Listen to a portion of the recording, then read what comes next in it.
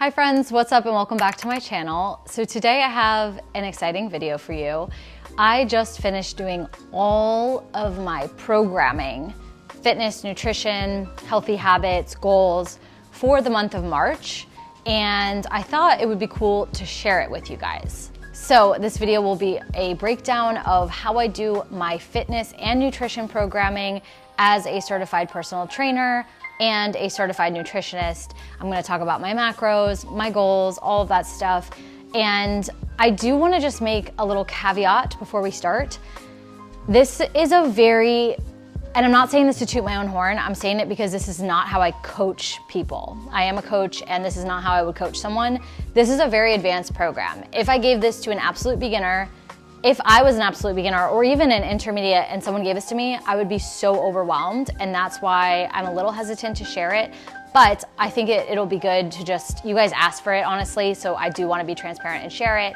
But just know, if you're like absolute beginner, if you're like just trying to tone up, if you're like 0 to 5 years of weightlifting experience, I would go watch one of my other videos and then come back to this one, or just watch this one and know that it might not be very sustainable or like realistic for you. And the reason why it wouldn't be sustainable is that I cannot get the same results from doing the things that you can do when you're first getting started. When you're first getting started, you have this thing called newbie gains. It's really awesome. You can kind of do a little bit and squeeze a lot out of it.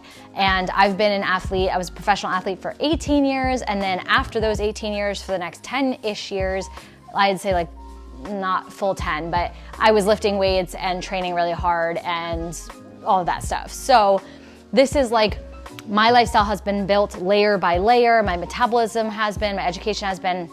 And this is not a program I would ever give anyone who is just starting out. It's just sharing what I'm doing because I like to track that for you guys, share what I'm doing with you guys, and you can take like little parts that work for you. So if you like this video and you like me sharing what I personally do as a professional, please give this video a like to support my channel, support the petite community here, petite women, and we will hop into it. Okay, so I broke this down into fitness, nutrition, and then just overall healthy habits, like things I strive to do that kind of don't fit into one of those two categories. I guess you could consider them like mindset-ish things, but they're definitely action-based. So I think we should start off with my goals, just so that you know what kind of program this is for, like what goals it's for and what it serves.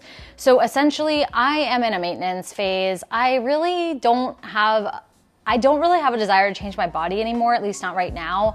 I feel like I'm at this really comfortable place where I feel really good in a bikini and I feel good being photographed, but I'm also able to like eat the foods I like, have a drink when I want to, eat dessert, and I've found that balance. And in the past, if you guys have followed me, I've done like not the far extremes because I've never had any desire to compete in like bikini competing or anything like that. But, you know, I've done like cuts for shoots and stuff, and I'm not in a place where I'm that lean that I like can't eat what I love. And I'm not in a place where I'm, you know, feeling uncomfortable in my body either from overindulging. So I'm kind of in just a maintenance phase. I just want to kind of hang out there for a bit and enjoy the ride. So March for me is a maintenance block, which just means I kind of want to stay kind of the same. I do want to optimize some of my healthy habits and also practice this balance and practice not feeling like I need to be in a fat loss phase all the time, which can feel like, it really can feel like that, honestly. Running a social media page that is photo driven, it can feel like you always need to be leaner or clean up your diet, but I really don't feel that way right now. I feel like I feel healthy and I want to stay that way. So what sustainable looks like for me, again, will be different from what sustainable looks like for you because it's been built over 25 years, and that's not an exaggeration. I'm almost 30. So here's where we'll start. We'll start with the fitness first. So for my fitness, what's ideal for me right now, in the past, I would train 6 days a week at the gym, 5 days a week at the gym. The past like 3 to 6 months, I've been going about 4 days, and that feels good for me. That's like enough that like I can get enough heavy lifting in, but then I also can train at home on other days when I don't feel like going to the gym, and it's just stimulating enough. So my goal is to do 4 days at the gym and also have some opportunities to train at home because I do have weights here, a bench, I have my Peloton, and I can train here as well. So I am following a body split. I have been for many years. After doing total body workouts for most of my life, I eventually got in and progressed more into traditional-ish bodybuilding stuff, but not quite. So it still has like the petite slant and the things that I know about our metabolism still very much built into it, but I'm still just continuing with the body split. So my body split is as follows. For the month of March, it changes. So day 1 is a glutes and hamstrings focused workout. Day 2 is a shoulders and chest focused workout. Day 3 is a total body day where I just get to move my body in a way I enjoy. So I've decided that could be a workout on an app. It could be free weights at home. It could be, honestly, I'm just kind of leaving that as move your body in a way that feels good day. Day 4 is a glutes and light quads day. And then day 5 is a back, shoulders, and light glutes day. So let me break this down for you. Now, there is no such thing as the perfect body split, but there is some science behind how many times per week you should train certain muscle groups if you want them to grow. Now, my favorite things to grow are my shoulders and my glutes. I'm just having a moment with them. I like them, they're fun to train. I always love training my back anyways, so I always keep that in the mix. And I like to have a nice, well-rounded program, so it hits all the things. And if you noticed, I am training glutes pretty heavy on 2 of those days and then hitting it light on a 3rd day. And that's because your glutes are your biggest muscles in your body. They can take a lot of volume and they need a lot of volume to grow. My glutes are pretty developed, so to maintain what I have, I kind of have to do it like 3 days a week, ideally. And continue to grow maybe a little bit. I probably won't grow them at all this month because I'm not eating enough in a surplus. I'm not trying to gain weight, gain muscle right now, but it'll at least maintain and help me feel good. I'm also hitting shoulders twice a week for the same reason. I really like to work on my shoulders. I just feel like it helps accentuate my curves, create natural curves, create more of the, figure that I like, and I enjoy training those body parts. So that's why my body split is organized in that way. Now, you should be following a program if you really have a goal that you're trying to hit. Doing random workouts is not gonna help you achieve that goal. You really need to follow a program that has phases, meaning I'm gonna follow this program for 4 to 6 weeks. I'm gonna repeat this every week, increasing my weights using progressive overload. That means I track my weights and then I try to beat them every week. I'm gonna do this for 4 to 6 weeks, and then in 4 to 6 weeks, I will write myself a new program that builds off of this one that probably has a slightly different body split. Maybe I'll do a posterior chain day instead of something I wrote in here. Basically, the programming is as much of a science as it is an art, and that's why really good coaches are hard to find, and it has to be, they have to be made with a lot of attention to detail. This is also one reason why I think it's really helpful to join a program that's already been written and already been kind of written by experts and laid out for you, so you don't have to do any of the thinking, you don't have to make the plan on your own. That is what we provide in Petite Power. It's step-by-step workouts in our app, it's nutrition, meal plans, it's customized, you get to work with a dietitian. I think removing all of the thinking is the first step, and then the second step is obviously having someone keeping you accountable. That's what we do in our program. By the way, we are enrolling right now, so if you do want to join us for the March session, this would pretty much be the last day to do it. Yeah, actually, by the time you watch this is the last day, so you can check that out in the description below, or you can book a call with me. Anyways, I digress. So you notice I call them days, like day 1, day 2. Typically, I'm gonna be doing them, day 1 is Monday, day 2 is Tuesday, day 3 will be Wednesday, but then I do take Thursday as a rest day or an active recovery day. On my active recovery days, I like to just move my body for 30 minutes. That can be yoga, that can be a walk, that could be a HIIT workout. Honestly, it is, for me in this month, it's whatever I want. That's how I'm gonna do it. So I do have 2 to 3 days that I'm gonna consider 30 minutes of free form fun, active recovery or more, and I will play it by ear on how I feel. So Thursday, I like to do that. Friday is gonna be when I hit my, lower body again. Day 4, and then day 5 will be Saturday where I hit my back, like I just outlined, and on day 5 or Sunday will be another rest day or active recovery day. So how does cardio play into this? You guys know that I do not recommend cardio for fat loss for petite women.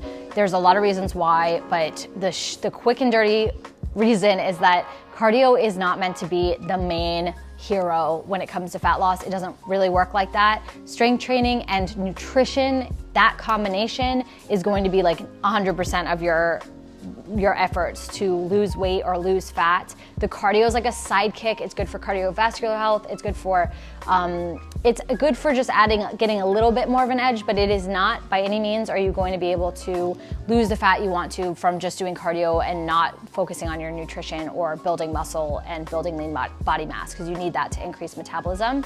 So my cardio goal is, like I said, I just want to get 30 minutes of movement in on the days I'm not lifting weights. And I'm also probably going to do some form of cardio on the days I lift weights, whether I just walk, I go on a long walk that day, or it doesn't have to be high intensity for me. I just need to be moving and make sure that I'm getting in, a good number of steps in a day. And I'll talk about what that goal is going to be for me as well. So for steps is a form of, it can be a workout, but it can also be a form of NEAT, which stands for non-exercise activity thermogenesis. And this is like the calories you burn just kind of like fidgeting, like what I'm doing now. This burns calories, not a lot, but a little bit, or like walking around my kitchen, cleaning. And if I get up between a call and I get water, that's probably, it definitely counts as NEAT. So I see step count as more of like a NEAT category because it's not structured physical activity that I have to like squeeze into my schedule. I can like pretty much integrate it into my day. I can choose to like walk to the train instead of, I don't know, take an Uber or whatever. So for me, it's just a part of like staying active throughout the day for my health. So I've been hitting 10 steps a day for the last 3 years and I haven't really changed it. If I go above 15K, my hunger hormones start getting crazy and I overeat. And if I go below 10K, I'm pretty much fine, but I might feel a little sluggish or just like I'm craving outdoor time, like going on a walk. So I find 10K for me works well. 10K is an absolutely arbitrary number, by the way, and there's no reason why you would need to do 10K. What I recommend, if you're not sure how many steps you should take, is first of all, figure out how much you're taking now, and if you want, you can increase it incrementally. So if you're taking 5,000 steps a day, you might want to increase to 7 a day and just make it something manageable and small to start off rather than a huge increase, because that can just increase your hunger and then lead to overconsumption, which can lead to weight gain. So you don't want to make any drastic changes, and that's why if you are in the more beginner phases, adding in all these things that I'm sharing and about to share is going to be very overwhelming and also not effective for you at an earlier stage. So just take whichever parts work for you, or if you're super advanced watching this, you do barbell training, you're like been working out forever, like maybe this is the perfect plan for you and it gives you a little bit more structure and insight into how I do my stuff. So yeah.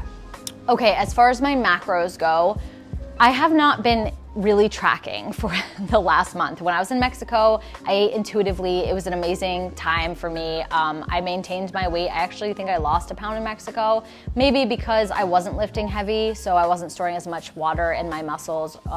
That's probably what it was, to be honest. Probably wasn't really body fat that I lost.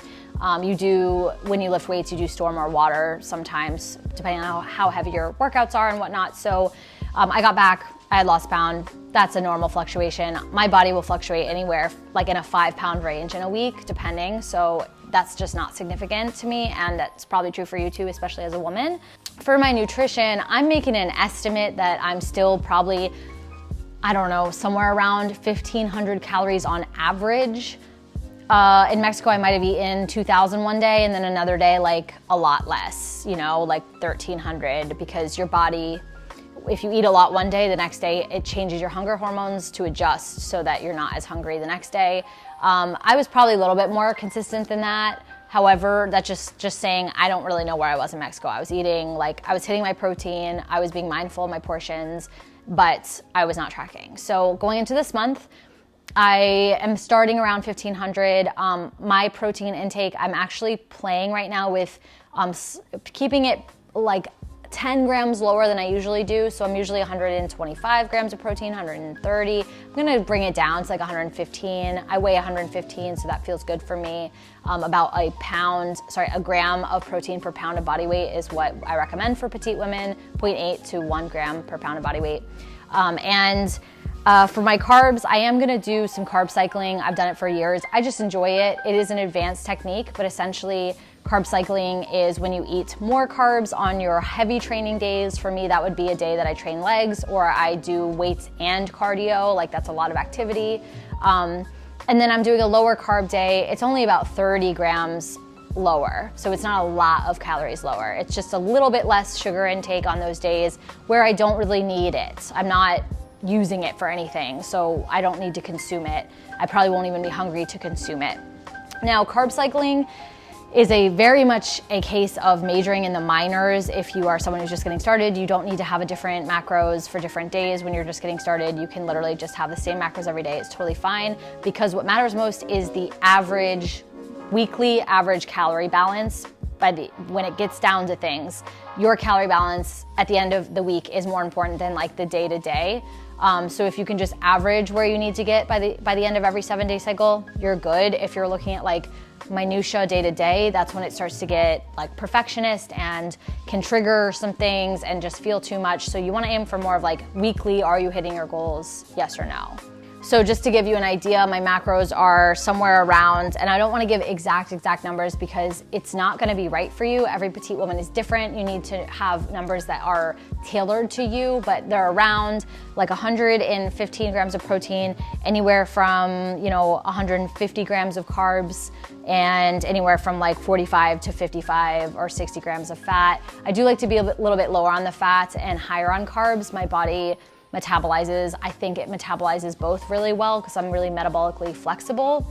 But I've been playing more with a higher carb consumption and a higher fat consumption and lowering my protein, rather than 1.2 grams per pound of body weight, I've been doing like that 1 gram per pound. So yeah, I'm like playing with it because it's more sustainable in a maintenance phase for me, and I'm not trying to drive fat loss right now. I'm just trying to have some fun, enjoy my life, and maintain.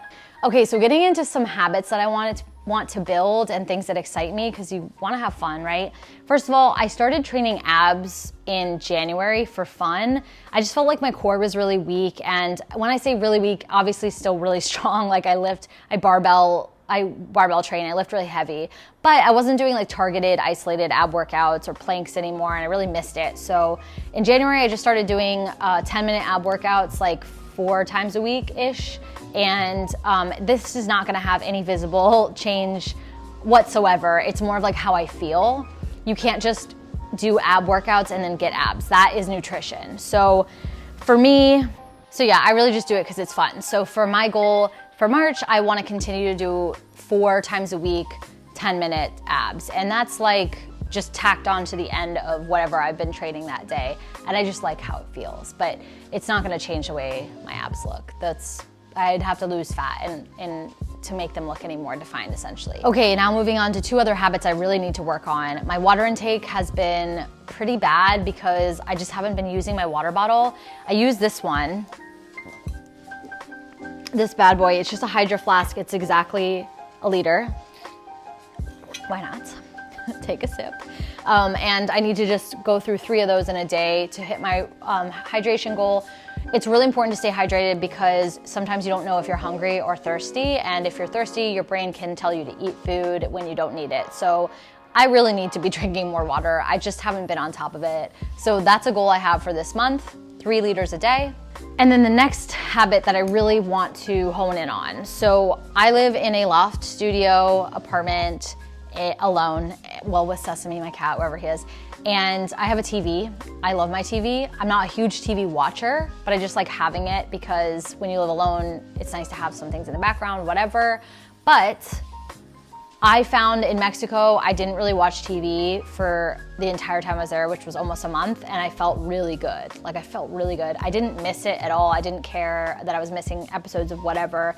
And so when I got home, I realized, I easily went back into like eating dinner in front of the TV and eating meals in front of the TV, and I don't like how that makes me feel. And I also seriously overeat when I consume food in front of entertainment. Like it's just like I'm not thinking about food, I'm thinking about what I'm watching, and so it just keeps going in. Or I'll like end up snacking on something like granola, and it's just like I don't ever feel good doing that. I don't need it. It's not a good feeling. So I am challenging myself this month to not eat a single meal in front of the TV, and I started that yesterday. So far so good, haven't done it.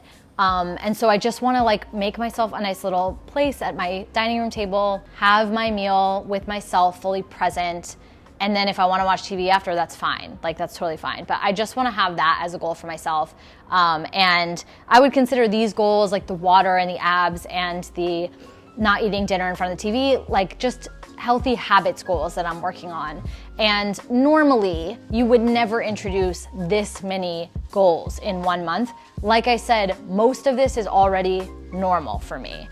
It's already a habit. So I've been training abs for months. I've been working out for years. I've been tracking macros for years. I've been drinking 3 liters of water for years.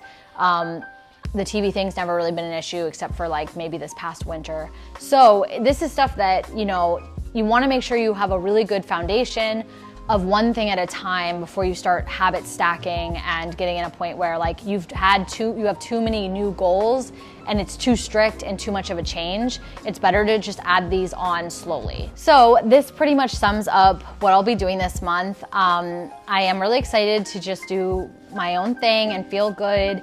And it's also meant to just be a challenge to kind of keep myself accountable. And I'm curious what you guys think, if you kind of do this for yourself or if you struggle when you do this with accountability. That's usually the biggest issue I have, right, is nobody's holding me accountable to this stuff. And I'm sure like you, I have a million other things to be doing. And I literally do this for my job, so it's not really exciting to do it for myself. It is second nature, so that's good, but it's not as fun. But I'm curious what you guys think. Let me know in the comments if you have any questions. Happy to answer them. This is what I'll be focusing on. I'll be sharing it on Instagram. You can follow along. And of course, YouTube. If you guys want to see, I can probably just do like a whole week of following this routine and trying to stick to these habits and share with you guys what it looks like. Let me know. And give this video a like if you enjoyed it, if you learned something new, and subscribe for more content tailored to petite women. And I will see you guys next week. And if you do want to join our March cohort of Petite Power and have help with all this stuff, be given a plan, meet you where you're at to go where you want to go, check out the link in the description below. You can still sign up. And I hope you guys have a great week. Bye.